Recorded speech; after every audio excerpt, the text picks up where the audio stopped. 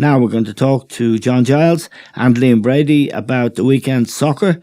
It was a very interesting weekend, as the Premier League always appears to be. Let's start, Liam, with the Manchester derby. It's the first time Pep has ever lost home and away to a team in his whole coaching career. And it's also the lowest number of points and the most defeats he's ever had in his club career as a coach. What do you make of the value of Manchester United's win? Because some people think, and I'm one of them, that it's a boost for Solskjaer and that it's a significant win and they deserved it. Other people point to how poor City were, particularly at the back. Well, I'd be inclined to be in the second group, Eamon. I thought City were not at the races at all. I thought they were static. I thought they were going through the motions in many ways. And, Man United sat back. They did a bit of a tactical job on them. Yeah. They just sat in. Obviously, they got that goal on the half-hour Martial where City's defending was poor, to let him in. Yep. And I think that was pointed out on the TV by the various pundits that, you can't have the centre-forward Aguero marking a player like Martial. That was a mistake. I think City have lost their focus as regards to Premier League game and have done so for a while. Yeah. And they'll be thinking more than anything about the Champions League. So I thought United did a good tactical job on them, but I don't think it really demonstrated that United have closed the gap on the likes of City and Liverpool over the course of the season. If you're asking me, is this United team capable of winning the Premiership next year, I would say no, not a chance. No, and I'd agree with you, although Solskjaer made the point after the match yesterday that with two or three more players that they could be contenders. John, are they haven't lost for 10 games now, United. They've beaten City 3 out of the 4 times they've played them this season. And I think I've been critical of Solskjaer, felt he wasn't big enough for the job. But I'm prepared to give him great credit for some things. For example, playing Williams, playing James, Wan-Bissaka. These are young players that are doing really well. He's persevered with Fred, who now is making a useful contribution every time I see him play. So I'd say United have improved. They've consolidated. And he deserves credit for the job. But he always does. Of course, anybody managed out that's improving the team. But I'd be in Liam's bracket in the overall thing. A couple of wins, and everybody gets carried away. A couple of losses, everybody gets carried away. And I think people are getting a little bit carried away with yesterday. Yeah. It was a good win against the poor Manchester City team, you'd have to say. Yeah. But I didn't think Manchester United played particularly well. The goalkeeper gave them 2 goals. Yep. But that's their fault. That's City's fault. But the second half, particularly, City dominated the game. Yes. In that particular way. I think they has improved them, but I think he's getting carried away himself to some of the comments I've seen in the paper this morning. A couple of wins. We're talking about Manchester United here as well. I don't take anything away from them. They deserved to win yesterday, but only just. And I don't think it was a great performance by Manchester United anyway. Of course, there's a lot of emotion on Derby Day, whatever the teams are. So it was a good win for them, and they have improved in recent times. But they want to get some more players if they're going to challenge the top boys for next season. Football is as it is, Eamon. You lose a couple of matches and everybody's down the dumps. You win a couple of matches and everybody's up in the air. And I think that's what's happened yesterday. I read this morning, even the paper, somebody saying that, Fernandes, for example, now has made a big difference to him, which I think he has. But they're putting him in a Scholes situation of dominating the game from midfield, which he's not capable of doing. But that's only my take on it. But I think it's a good win for them. I think they've had a good run recently, but a long way to go. Yeah, Liam, I suppose part of the credit is down to the fact that they are still contending. They're 3 points behind Chelsea, still contending for a Champions League place. And if Manchester City's ban stands, and they keep going, they'll actually be in a Champions League place. Before we go any further, Liam, we haven't had a chance to talk to you about Fernandes. John and I would have seen him 3 or 4 times now. I know you were away. He's no Paul Scholes. He's a confident lad and he will score goals, I think. Yeah, I think he's brought the word that you just said there. He's brought a bit more confidence about Manchester United, the way he plays. He wants to get on the free kicks. He's got a good delivery. He's shooting on sight. He is linking up, the midfield to the attack. He's got playing just in front of the midfield. But I'd be like yourselves, and I wouldn't be putting him in the same class as Paul Scholes. No, he's different player completely. Yeah. But yesterday I watched him. He didn't contribute that much to the game, Eamon. He doesn't. And yet, when they're talking about him, as being a really world class player. I think the jury's out. You've got to judge him over the course of time. Certainly, he has brought an improvement to Manchester United, and certainly he has looked a very, very confident player. But, I think people are getting carried away when they're calling him a world class or they're comparing him to Paul Scholes. I think we'll have to wait and see on that one. Like judging by yesterday and what I watched, I wasn't that impressed with him. No, and I think... Eamon, can I just come in there for a second? Yeah. Yeah, because, again, you and I have spoken about it good bit since he's been there. He's not a midfield player. He's a player that plays off the front, and he's quite good at it and will get a few goals. But if you go back to the match against Everton last week, yes, where they were on top, and the second half Everton got on top, he didn't get a kick of the ball. No. And yesterday, when City did get on top, and he was missing again, because that's not his game. No. He's a goal-scoring midfield player that's up in front of the ball most of the time, and he will be a valuable player for them, but not in the sense that people that I read about are talking about one player when he dominated the midfield. He doesn't do that. No. He's good at what he does. He's got a good few goals for Manchester United. But that's it. He's not going to be a real midfield general for them in any way whatsoever. No, and he'll give them something that every team needs. You need a kind of loiterer, if you like, who's confident of if the chance presents itself. Interestingly, Liam, Graham Souness came to the same conclusion. I read his piece in the Sunday Times yesterday. He's come to the same conclusion as you and John. And now John and I would have seen him a bit more than you, but he does loiter.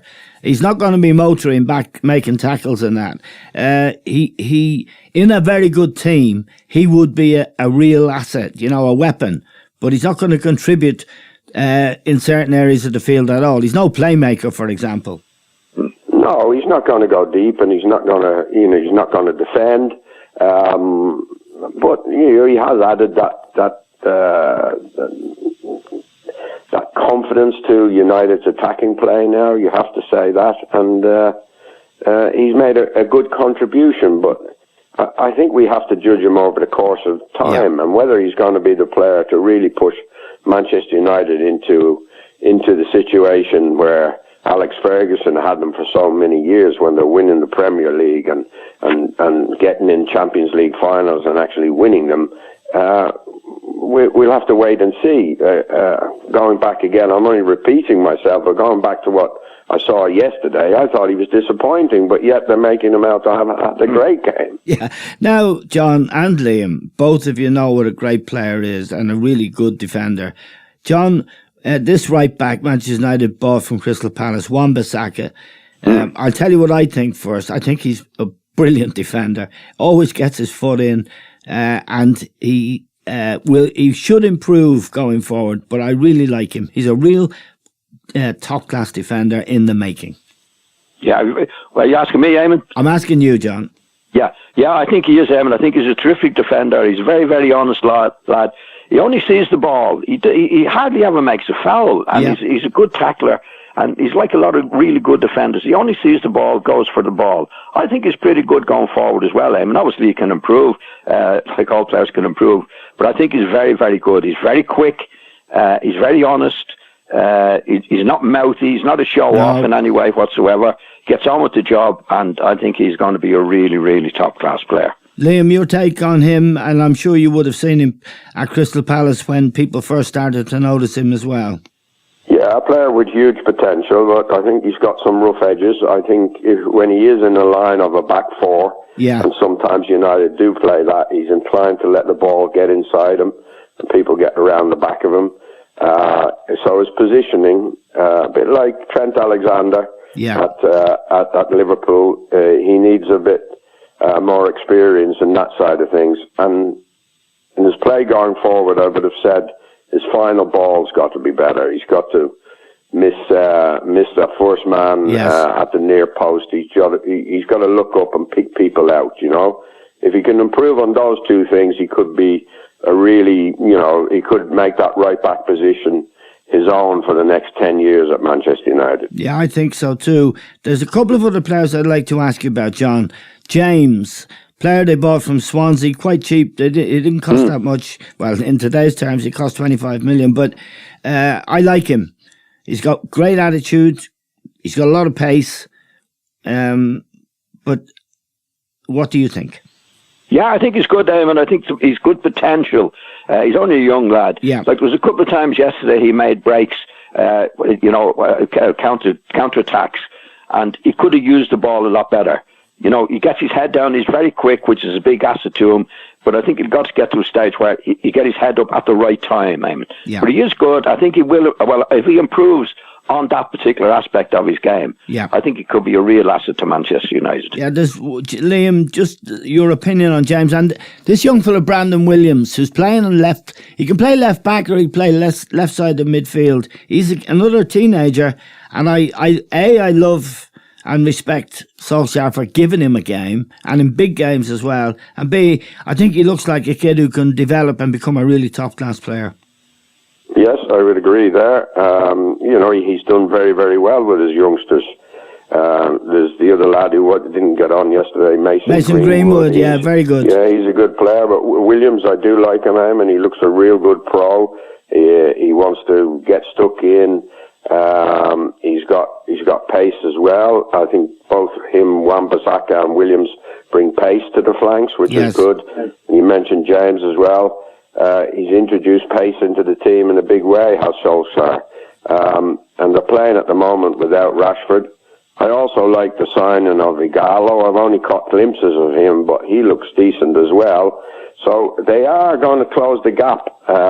And Manchester, we go to the other Manchester team, Manchester City are looking an ageing outfit to me at this present time.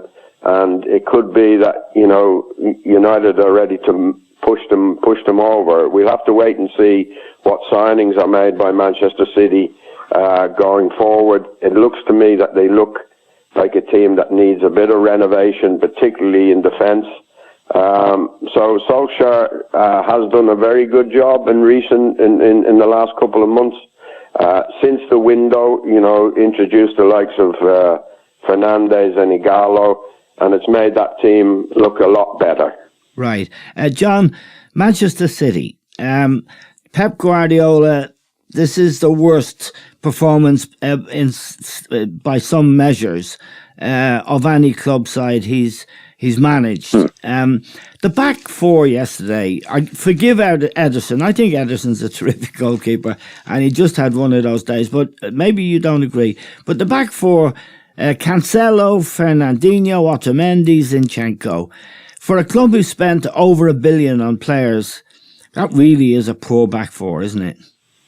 Yeah, they didn't play well at all. Yeah. No. Anyway, I mean, Gundogan in midfield. I'm not a big fan of Foden, but Pep apparently is. Thinks he's going to be a great player. Well, he's a young fella. And I mean, it's not all doom and gloom for Manchester City, but they didn't play well yesterday. They have gone off the boil in a big way. There's no doubt about that. But it's the same. Manchester City went to Real Madrid a couple of weeks ago and won there, Eamon. Where none of us fancied them before the match, but they did that. They're still in the Champions League. I mean, they're not playing anywhere near as well as they did last season. There's no doubt about that whatsoever. But that happens to teams. They don't stay on top forever. And as Liam said, they might make signings in the summer. they went outclassed yesterday by any means by Manchester United. Manchester United probably just about deserved to do it. When Edison, their keeper, who was probably the best, in my opinion, the best keeper in the Premiership, had a really, really bad day. Yeah. But it was a bad day for Man, and it's been a bad day for City overall. I mean, they're still in the FA Cup, they're still in the Champions League, they've won the League Cup, so they could still win a couple of cups by the end of the season. But they're not the Manchester City that they were last season. I mean, there's no doubt about that. No, and just to... I think John is right, Eamon, as regards, let's judge them on some of their performances as well, their best performances. Against Real Madrid, I thought they were very, very impressive. All right, De Bruyne wasn't in the team yesterday, and I think that makes a huge difference, Yeah. I think he brings the X factor to the team. Sterling has gone off the boil since the turn of the year. He hasn't scored since the turn of the year, so he's an important player for them. Aguero, there's a question mark. Is he coming to the end? Yes. He hasn't had a good season compared to other seasons. So there are question marks there. But like John said, they've got the League Cup won already. They've got every chance in the FA Cup, and it was a great result against Real Madrid. And I think winning away at the Bernabeu will put them into the next round. Yes. Despite Real Madrid still being dangerous. So I think their focus has gone off the league, and it's all about the Champions League and the FA Cup. Yeah, I think that's right. I think the focus is on the Champions League. And just to put the Real Madrid thing in context, they lost 2-1 to Real Betis last night. They're having a nightmare, although they did beat Barca in the Clásico, but Barca are having an even bigger nightmare. Now, let's go back to Saturday, John. Liverpool against Bournemouth. They needed the points. They needed a win. They still had to struggle. They went 1-0 down to a very, very dodgy VAR decision. I thought Gomez was fouled. What did you make? First of all, I thought Callum Wilson pushed Gomez. I thought it was a clear push, and it led to the goal. They went to VAR, and VAR said there was no foul. What did you think? I thought it was a definite foul. I was just reading the papers this morning. The lad who was up in the box, what's his name? Oliver. Michael Oliver. Yeah, supposed to be the best referee in the Premier League. Well, he thought it was a foul. It wasn't a foul, Eamon. Yeah, I know that. He made the decision. Chris Foy. Chris Foy is the name of the guy that was up in the box. Right. And he said it was the right decision. He said it was the right decision. Yeah. Okay, let's forget about it. It was the wrong decision. But I thought it was the wrong decision. But I'm only saying what they said in VAR. Yeah. That this was lad up in the box said the referee got it right. Now I thought it was a definite foul. Yeah. Okay, Liverpool, John. They're playing the high line. Bournemouth were able to exploit it. Teams are exploiting it. It's kind of crazy, isn't it? Yeah, I don't understand it, Eamon. It's like the old offside trap that teams used to play years ago. And with the pace and the players that they have at the back with Van Dijk and Gomez and these guys, they don't need to do it. I don't know why they're doing it. They've been doing it all season. Yeah. Now, most of the teams are not good enough to take advantage of it. And Bournemouth are not one of the great teams, but they did take advantage of it. Yeah. Or any team could do them on any given day, doing what they did with the players that they have. Yes, I just don't see it, and it's been going on since the start of the season. So it was a performance by Liverpool that they virtually had to win, in which they did. They weren't outstanding by them. They're not in a good spell at the moment, but it was a really, really important win for them to get on Saturday. Yeah, Liam. They probably had more than one eye on Atletico Madrid, who come to Anfield on Wednesday with a 1-goal lead. 1-0 away from home is not a good result in Champions League, because if Atletico Madrid score a goal, they got to get 3 on Wednesday. But they are deserving winners of the Premier League. They could win it actually in the next 10 days or so. Just this high line they play, has it struck you as odd when you consider the pace that Van Dijk has, Gomez has, Robertson's okay and Alexander-Arnold is okay. Why are they running out the way they do? I don't understand it, Eamon. I think that is the weakness in the team. I think, Bournemouth showed that. Even a team like Bournemouth showed that. Yeah. It's so dangerous to be playing like that. Even a team like Bournemouth are going to West Ham did chances, and you've got to remember that Milner kicked one off the line that was going in exactly because of that high line again. Yeah. Gomez actually in the first half. One time he was playing in their half. He was playing in Bournemouth. That's half. right. He was beyond the halfway line.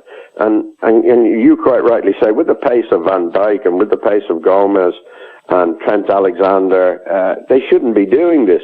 And it is a weakness, and they're going to have to chase the game on Wednesday against Atletico.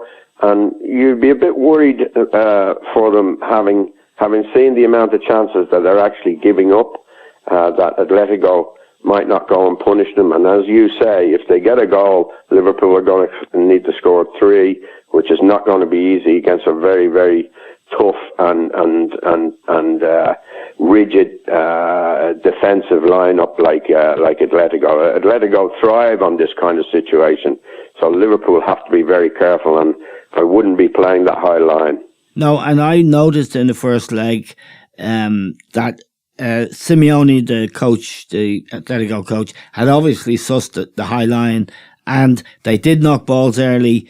Alisson made a couple times, one in particular when he was one-on-one with Morata, who, couldn't score in a whisk drive. But just to ask you this question, Liam, you spent a lot of your career in Italy, where they're masters of defending.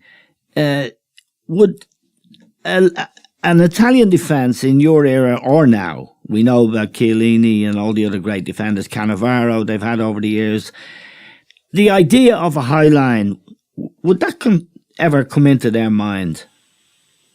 Not really, no. You always had it kind of when I was playing in Italy anyway, and I still think they do it to this day. They always play with a spare man at the back who's the cover for people going tight, Yeah. If they get done, or if they make a mistake, he is the insurance policy behind them, Yeah. And I think Liverpool would be better off playing like that. Let Gomez go and get tight. Well, have Van Dijk like a few yards behind them to sweep up if there are mistakes. Yeah. But the pair of them are playing alongside one another in a straight line. And, if you're a good midfield player, and there's plenty of good midfield players about, and the run is timed right, you're going to put them in difficulty. Yes. So it is a worry for Liverpool, and against a team that has quality like Atletico and is used to counter-attacking. They are a counter-attacking side, yes. Simeone's side. So I think Liverpool are going to have a bit of a problem if they persist in playing like this. Yeah, John, in the Leeds team you played in too, great defenders, Norman Hunter, Eddie Gray, Paul Reaney, Jack. High line? No, never, Eamon. No. Never. No. There was always cover, the full backs were always on the cover all the time. Yeah. Like if the ball was on the right-hand side, Paul Reaney was our right back, would be on the cover. Never ever did that, Eamon. Never. We were very defensive like that, with Big Jack and Norman Hunter.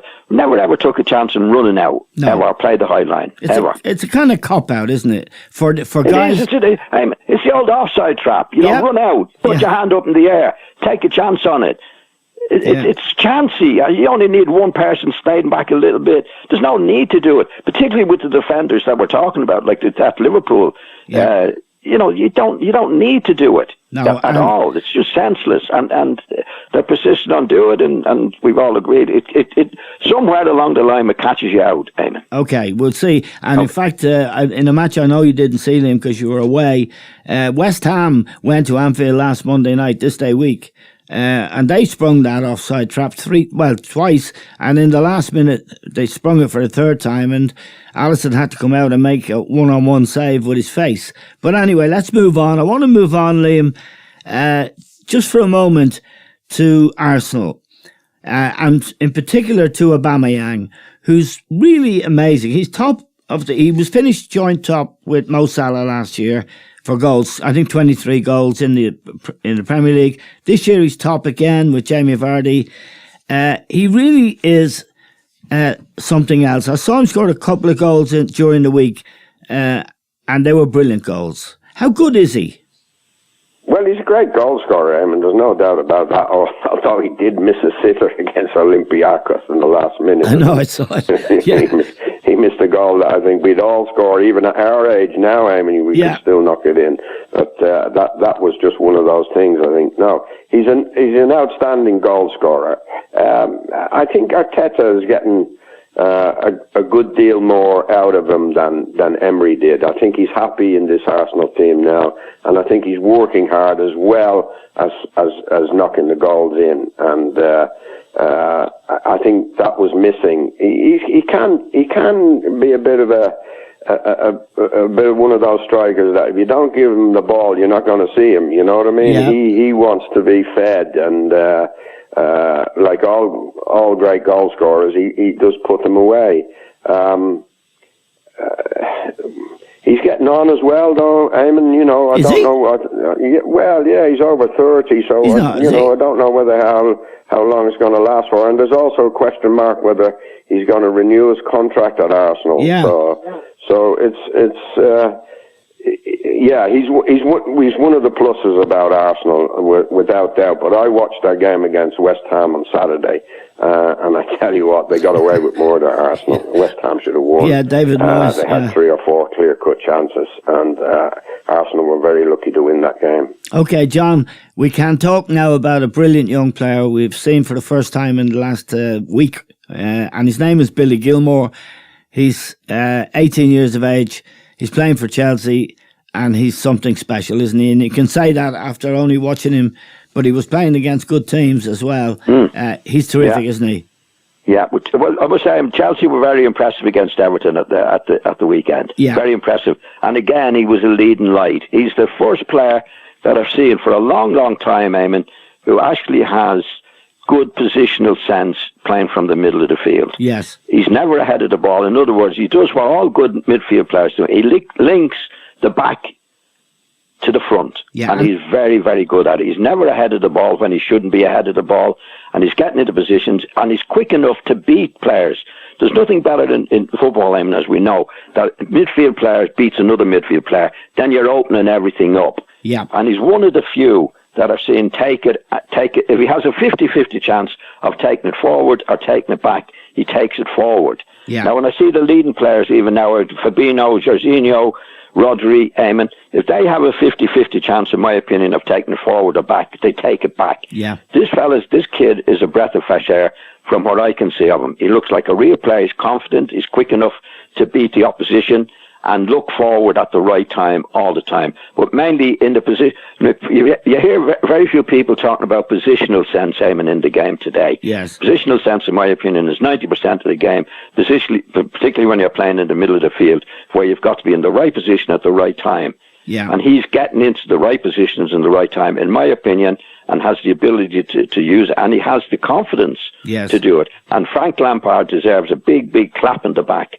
for letting this kid do what he's doing. Yeah, Liam, I don't know if you've seen him. Yes, I watched the match yesterday. I thought he was excellent, as John said, taking up the right positions, good awareness of what was around him all the time, and passes the ball forward when it's on to pass forward. Can open the play from switch the play from side to side, and he had Barkley and Mount playing that little bit in front of him, and because he is such a good passer, he was threading balls in between the Everton's midfield, who I thought were hopeless, by the way. Yes. And he was giving Mason Mount and Barkley that time to turn. Actually, he was involved in the first goal, Eamon. He gave it to Barkley, and Barkley gave a beautiful ball to Pedro to score. You know, it was a really, really good goal. No, that was the second goal, I beg your pardon. He was involved in both goals by playing good passes early from midfield. I think he's a tremendous talent. I'd heard about him. I think Arsenal were trying to get him when he was a 15-year-old, but Chelsea have done marvelous things with the recruitment of young players, haven't they?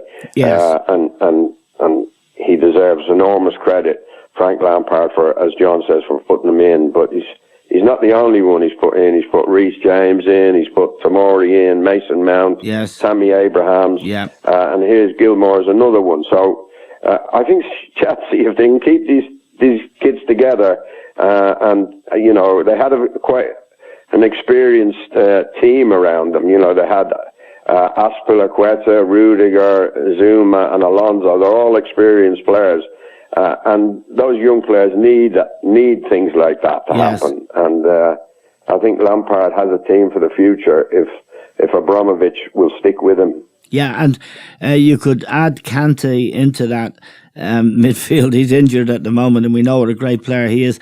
Liam, as John said there, he paid a compliment, and I think you do as well, and I must say I would very much pay a compliment to Frank Lampard for having the courage to play young players, much like Solskjaer has had, but the way he carries himself, Lampard, he doesn't whinge, doesn't get involved in stuff on the sideline. He looks like he may be, a top manager in the future, and all the signs, as you say, about that club, if they give him the support, would be very, very positive. And even with not being able to go into the transfer market in the window, still favourites to claim a Champions League spot as well. Yeah, but look, Eamon, if you were Abramovich and you were watching what's going on, you'd say, I'm going to back this manager all the way, Yeah. Whatever he wants, I'm going to give to him, because we've got 6, 7 outstanding young players. Apparently he brought 2 18-year-olds on at the end of the game as well yesterday. Yeah, he did, yeah. I lost a bit of interest when it went to 4, but he brought 2 he brought a kid called Angerin. And Broja, something like that. So, there's an enormous amount of talent. I know that there because they were just blowing everybody out of the water when I was at Arsenal as academy manager. They just paid the money for all these kids and paid them the wages, so all the kids went there. And it's paying dividends now because Lampard, and we are paying him an enormous compliment, is giving them a chance. He's not gone back to tried and tested players. Something that I find Mourinho's always been guilty of. Never giving kids a chance. Lampard, in some ways, had to do it because of the transfer ban. But again, I go back to the first thing I said. If you were Abramovich and you were looking at the work that Lampard's done with these young players, you'd say, I'm going to back him all the way for the next 2 or 3 years. Yeah, John, you're impressed by Lampard too, and everything that Liam says there, I'm sure you'd support. Yeah, I do. I just one thing I'd like to mention too. I think Mourinho's doing the opposite. He is, yeah. I'm just going to come to him. Sorry, you were coming to that. For our final thought for the day, just to also say that when you look at Wan-Bissaka, Williams, James, these kids at Chelsea, there is a great reason for optimism in the game. This is football the way it should be played. Mourinho, John, and Spurs at Burnley, where they did not fancy it at all. Now, he has a player there called Ndembele. He cost 62 million euros, 56 million pounds sterling from Lyon. And there was a viral video that went around last week of Ndembele trying to chase someone back, and he was jogging. And they brought it up at Mourinho's press conference on Friday, and even he laughed. This guy doesn't try a leg. He whipped him off at half-time against Burnley, and he took 2 of them off, but they still... And he says, I haven't got a team. He hasn't got a team, John. We both watched that match. I was talking to you during the match. They didn't try a leg, did they? No, they were terrible, Eamon. And it seems to be the bad Mourinho there. It's like a replay of his time at Manchester United. Yeah. You know, like he made a comment last week about Parrott. Do you remember he made a Parrott? Yeah, actually, it's very damaging to the kid. I've seen him make it publicly, Emmett. But he said, he's talking about Parrott now. When he was playing with the kids, his mentality was, I shouldn't be here. I'm too good to be here. Yeah. This is what he's saying about Parrott. You know, now Parrott Parrott might be like that. You know. But why say it? Why can't he control him and do it privately and do it? Yeah. Like he's hitting out again at a young lad. Yeah, no, absolutely. This is very damaging real Mourinho stuff. when things are not going his way. Yeah. And again on Saturday against Burnley, I mean, as you said, you watched it, I watched it. They were very, very poor. Really, really poor. Yeah, Liam, he's making a mess at Tottenham of his own making, although I don't think he bought Dembele. But to go back to Troy Parrott, he wasn't the only one, was he, in Dembele? No. And I think the lads, I watched Match of the Day, and I think the lads on Match of the Day, Ian Wright and Danny Murphy said, you know, he wasn't the only one. But no, he wasn't. He's coming on the TV after the game and singling him out. Yeah. You know, he said the other fellow was a kid, so and forgive him, but I can't forgive how Dembele plays. That's why I have to change.